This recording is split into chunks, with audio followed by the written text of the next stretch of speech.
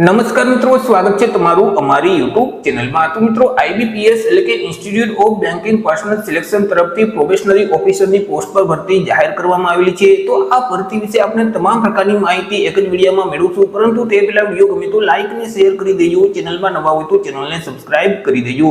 તો ચાલો મિત્રો, વિડીયોની શરૂઆત કરીએ।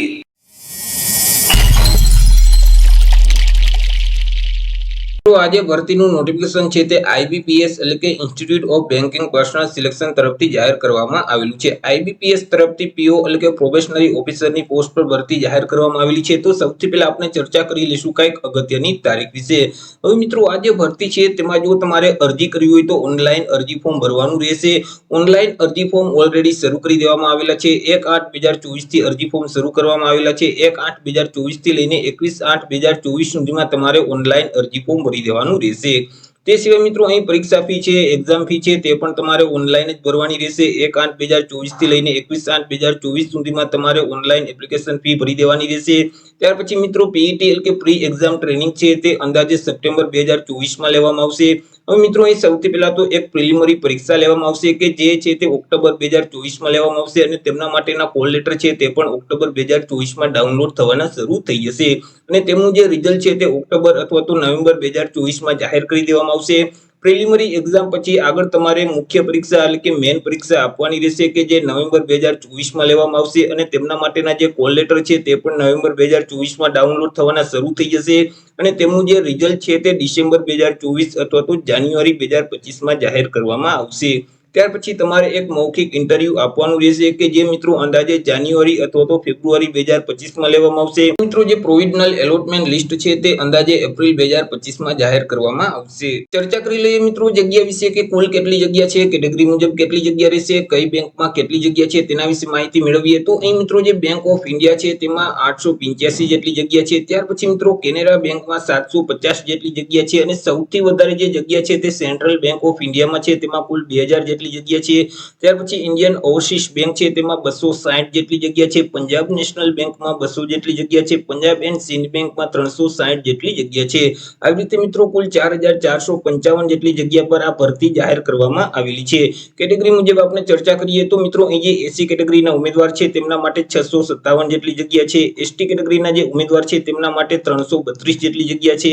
ઓબીસી કેટેગરીના ઉમેદવાર માટે 1185 જેટલી જગ્યા છે। ઈડબ્લ્યુએસ કેટેગરીના ઉમેદવાર માટે 435 જેટલી જગ્યા છે અને સામાન્ય એટલે કે જનરલ વર્ગના જે ઉમેદવાર છે તેમના માટે 1846 જેટલી જગ્યા છે। તો આવી રીતે મિત્રો આઈબીપીએસ તરફથી અલગ અલગ બેંકમાં પીઓની જે ભરતી છે તે 4455 જેટલી જગ્યા પર ભરતી જાહેર કરવામાં આવેલી છે। ચર્ચા કરી લઈએ વય મર્યાદા એટલે કે એજ લિમિટ વિશે। અરજી ફોર્મ ભરવા માટે ઉમેદવારની ઉંમર કેટલી હોવી જોઈએ તો એ મિત્રો 1 ઓગસ્ટ 2024 ને ધ્યાનમાં રાખી ઉમેદવારે પોતાની ઉંમરની ગણતરી કરવાની રહેશે। 1 ઓગસ્ટ 2024 ના રોજ ઉમેદવારની ઉંમર ઓછામાં ઓછી 20 વર્ષ અને વધુમાં વધુ 30 વર્ષની હોવી જોઈએ। જો આપણે જન્મ તારીખને ધ્યાનમાં લઈએ તો ઉમેદવારનો જે જન્મ છે તે 2/8/1994 થી લઈને 1/8/2004 ની વચ્ચે થયેલ હોવો જોઈએ। પરંતુ જે અનામત વર્ગના ઉમેદવાર છે તેઓને સરકારશ્રીના ધારાધોરણો મુજબ ઉંમરમાં છૂટછાટ મળવાપાત્ર થશે। જેમ કે એસસી અને એસટી કેટેગરીના ઉમેદવાર છે તેઓને 5 વર્ષની છૂટછાટ આપવામાં આવશે। ઓબીસી કેટેગરીના જે ઉમેદવાર છે તેઓને 3 વર્ષની છૂટછાટ આપવામાં આવશે। હેન્ડીકેપ ઉમેદવાર છે તેઓને 10 વર્ષની છૂટછાટ મળવાપાત્ર થશે।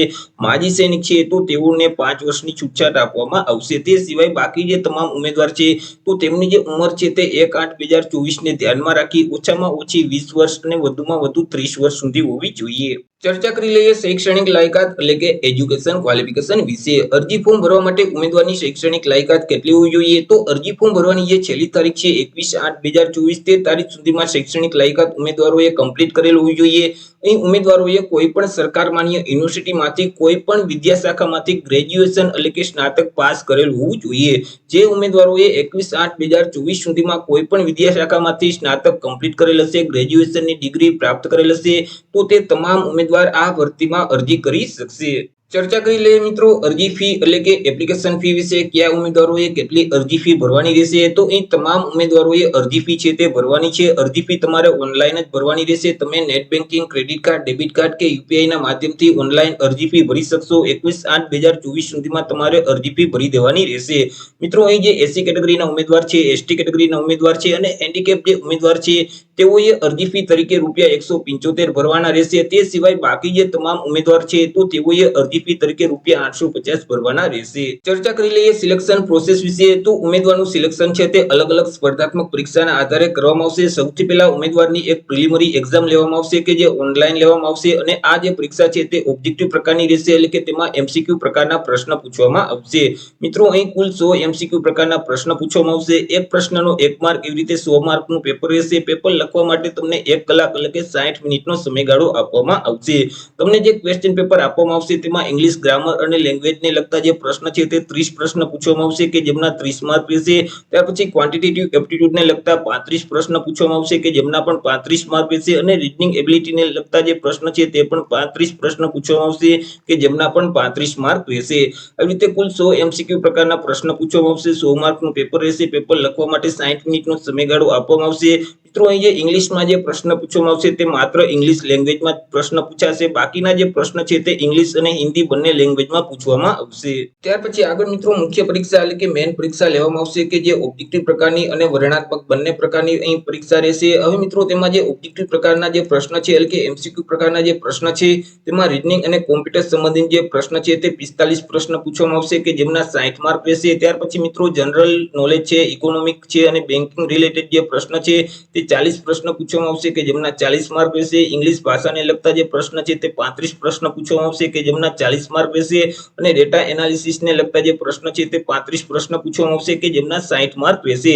આવી રીતે જે મુખ્ય પરીક્ષામાં જે MCQ પ્રકારના પ્રશ્ન છે તે 155 MCQ પ્રકારના પ્રશ્ન પૂછવામાં આવશે કે જેમના 200 માર્ક રહેશે અને તેમના માટે 3 કલાકનો સમયગાળો તમને આપવામાં આવશે। ત્યાર પછી મિત્રો જે વર્ણનાત્મક પરીક્ષા લેવામાં આવશે તેમાં ઇંગ્લિશ લેંગ્વેજની પરીક્ષા રહેશે, એટલે કે તેમાં મિત્રો તમારે લેટર અને નિબંધ લખવાના રહેશે। તમને 2 લેટર અને નિબંધ આપવામાં આવશે કે જેમના 25 માર્ક રહેશે અને તે ઇંગ્લિશ ભાષામાં તમારે લખવાના રહેશે। તેમના માટે 30 મિનિટનો સમયગાળો આપવામાં આવશે। ચર્ચા કરી લઈએ એક્ઝામ સેન્ટર વિશે કે ગુજરાતમાં કયા સેન્ટર ઉપર પરીક્ષાનું આયોજન કરવામાં આવશે। તો જે પ્રિલિમિનરી પરીક્ષા છે તે ગુજરાતમાં અમદાવાદ, ગાંધીનગર, આણંદ, ભાવનગર, હિંમતનગર, જામનગર, મહેસાણા, રાજકોટ, સુરત, બારડોલી અને વડોદરા, તો આટલા સિટી ખાતે પ્રિલિમિનરી પરીક્ષાનું આયોજન કરવામાં આવશે। જ્યારે મેઇન પરીક્ષા છે એટલે કે મુખ્ય પરીક્ષા છે તે અમદાવાદ, ગાંધીનગર, વડોદરા, રાજકોટ, સુરત અને બારડોલી ખાતે કરવામાં આવશે। તો આવી રીતે મિત્રો IBPS તરફથી અલગ અલગ સરકારી બેંકોમાં પ્રોબેશનરી ઓફિસરની પોસ્ટ પર ભરતી જાહેર કરી દેવામાં આવેલી છે અને તેમના ઓનલાઈન અરજી ફોર્મ પણ શરૂ કરવામાં આવેલા છે। તો આશા રાખું છું વિડીયો પસંદ પડ્યો હશે। વિડીયો પસંદ પડ્યો તો લાઈક અને શેર કરી દેજો। ચેનલમાં નવા હોય તો ચેનલને સબસ્ક્રાઇબ કરી દેજો। ફરી મળીશું એક નવા ટોપિક સાથે એક નવા જ વિડીયોમાં। ત્યાં સુધી જય હિન્દ, વંદે માતરમ।